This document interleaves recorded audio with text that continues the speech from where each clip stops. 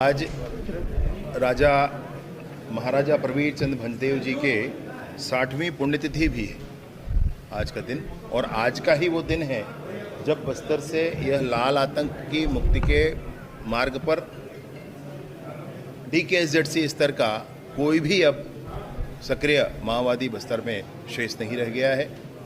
अंतिम शेष कुछ जो लोग हैं वो भी नियत समय 31 मार्च 2026 तक वापस आ जाएंगे। समूचा बस्तर हमारा लाल आतंक से मुक्त हो जाएगा।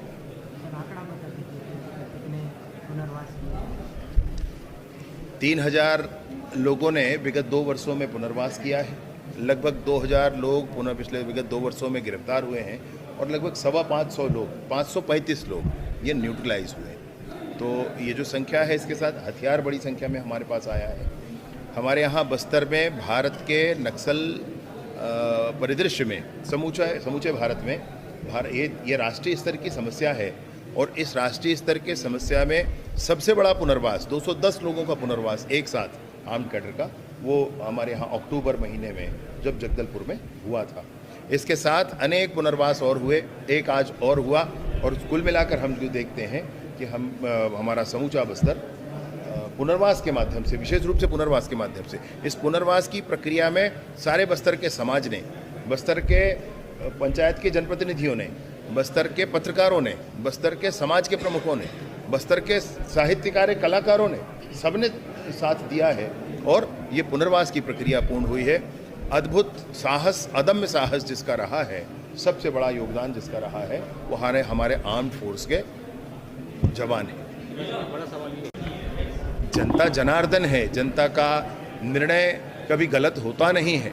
तो जनता ने किसी के पक्ष में विपक्ष में निर्णय किया है वह स्वीकार्य होता है और उसको लोकतंत्र में सर्वाधिक महत्व ही उसी का होता है। संभावनाओं से कहीं इनकार नहीं किया जा सकता, कुछ भी संभावना हो सकती है, परंतु बस्तर में वर्तमान में यह है कि हम इस फेज पर हैं कि सर्वप्रथम नक्सलवाद पूर्णतः यहाँ से समाप्त होना चाहिए। 2 पंचायतें हैं जिन्होंने विपरीत परिस्थितियों में भी आगे बढ़ कर के अपने पंचायत के अंतर्गत आने वाले सभी गांव, पारा, टोला से लोगों को एकत्रित करके पुनर्वास कराया और अपने पंचायत में प्रस्ताव किया। उनको 1-1 करोड़ के काम स्वीकृत किए गए हैं। आने वाले समय में इलवद पंचायत कोई फिक्स नहीं है, कोई भी गाँव नहीं कर सकता है। उसके लिए हम सूची निकालते हैं कि अब इन गाँव में करना है, अगर कर सको तो उसकी अंतिम सूची जब निकलेगी उसमें जो गांव सामने आएगा वो करेंगे। सरकार का, चाहे केंद्र की हो, राज्य की हो, बहुत स्पष्टता से ये बात है, हाथ में बंदूक रखकर जंगल में न घूमें। आप हमारे शिक्षा दूतों का गला न काटें, आप हमारे स्कूलों को बम से न उड़ाएं, आप हमारे नदी, तालाब, सड़कों के किनारे ID न बिछाएं, हथियार लेकर न चलें, भारत के संविधान को चुनौती न दें।